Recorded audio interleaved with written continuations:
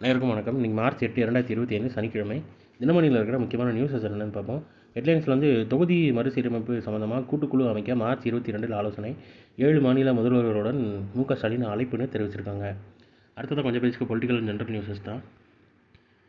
இளம் பெண்களிடையே அதிகரித்தும் இதய பாதிப்புகள்.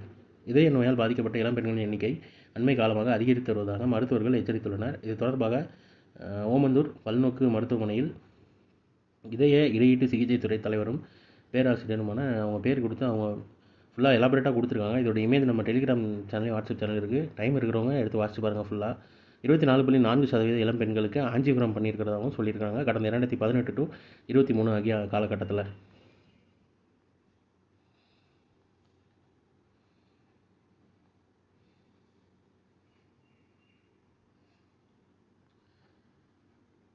அடுத்ததான் இன்றைக்கி திருக்குறள் என்னன்றதை பார்த்துருவோம்.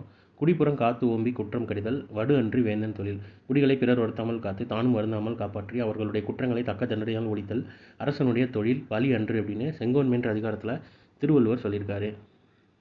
ரஷ்யாவிடமிருந்து ரூபாய் 2156 கோடிக்கு D-72 பீரங்கி, அதாவது D-72 அதோட பேர் பீரங்கி என்ஜின்கள் பாதுகாப்பு அமைச்சகம் ஒப்பந்தம்னு தெரிவிச்சிருக்காங்க. D-72 ரக பீரங்கி என்ஜின்களுக்கு கொள்முதல் செய்யும் நோக்கில் ரஷ்யாவை சேர்ந்த ரோசோபோரான் ஏற்றுமதி நிறுவனத்துடன் ரூபாய் 2156 கோடி மதிப்பிலான ஒப்பந்தத்தில் கையொப்பமிட்டதாக பாதுகாப்பு அமைச்சகம் வெள்ளிக்கிழமை தெரிவித்ததுன்னு தெரிவிச்சிருக்காங்க.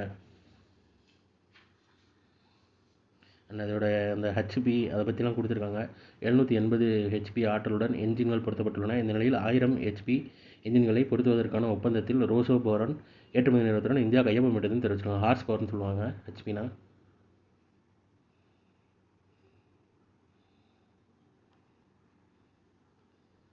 அப்புறம் ஆட்சேபனை இல்லாத இடங்களில் வசிப்போருக்கு பட்டா குடும்ப ஆண்டு வருமான வரம்பு நிர்ணயம்னு தெரிவிச்சிருக்காங்க. ஆட்சேபனை இல்லாத புறம்போக்கு இடங்களில் வசிப்போருக்கு பட்டா வழங்க பயனாளிகளின் குடும்ப ஆண்டு வருமான வரம்பு நிர்ணயிக்கப்பட்டுள்ளது. ஆட்சேபனை இல்லாத இடங்களில் வசிப்போருக்கு பட்டா வழங்கும் திட்டத்தை செயல்படுத்த தமிழ்நாடு அரசு ஒப்புதல் அளித்தது. அதன் பேரில் இந்த திட்டத்துக்கான வழிகாட்டு நெறிமுறைகள் வருவாய் மற்றும் பேரிடர் மேலாண்மை துறை வெளியிட்டதுன்னு தெரிவிச்சிருக்காங்க.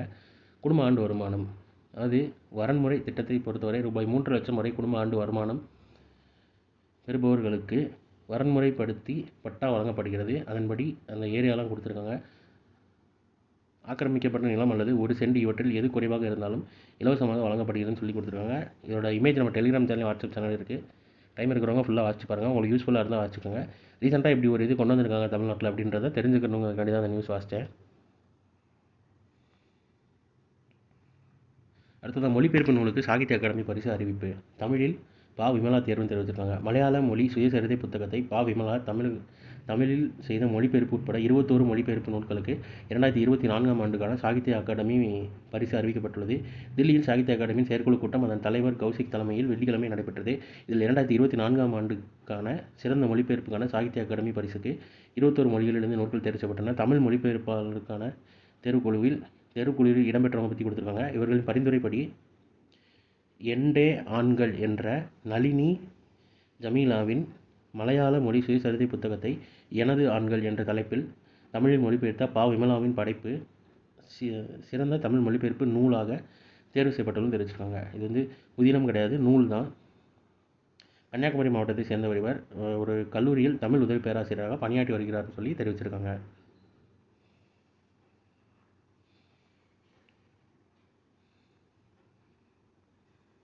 அடுத்ததாக வாழ்க்கை முறை சார்ந்த நோய்களால் மிகப்பெரிய சுகாதார அச்சுறுத்தல்னு சொல்லி பிரதமர் மோடி கவலைன்னு தெரிவிச்சிருக்காங்க. வாழ்க்கை முறை சார்ந்த நோய்கள் மிகப்பெரிய சுகாதார அச்சுறுத்தலாக உருவெடுத்து வருகிறது. 2050ஆம் ஆண்டுக்குள் 44 கோடி இந்தியர்கள் உடல் பருமன் பிரச்சனையால் பாதிக்கப்பட வாய்ப்புள்ளதாக கூறும் ஆய்வறிக்கை சுட்டிக்காட்டிய அவர் உணவில் எண்ணெய் பயன்பாட்டை 10% குறைக்க வேண்டும் என்று வேண்டுகோள் விடுத்தார்னு தெரிவிச்சிருக்காங்க. அப்புறம் முத்ரா திட்டத்தின் கீழ் ரூபாய் 32 லட்சம் கோடி கடன்கள்னு தெரிவிச்சிருக்காங்க. அந்த திட்டம் பேர் பார்த்துக்கோங்க, என்ன திட்டம் பார்த்துக்கோங்க. குறு சிறு தொழில்களை அதிகரிக்கும் மத்திய அரசின் முத்ரா திட்டத்தின் கீழ் இதுவரை ரூபாய் 32 லட்சம் கோடி கடன்கள் வழங்கப்பட்டுள்ளது. தேர்தலில் அதுக்கடுத்து பாலிடிக்ஸ் நியூஸ் ஒன்று கொடுத்துருக்காங்க. நமக்கு என்னென்னா அந்த திட்டம் என்ன, அதுக்கு எவ்வளோ ஸ்பெண்ட் பண்ணியிருக்காங்கன்றதை பார்த்து வச்சுக்கோங்க.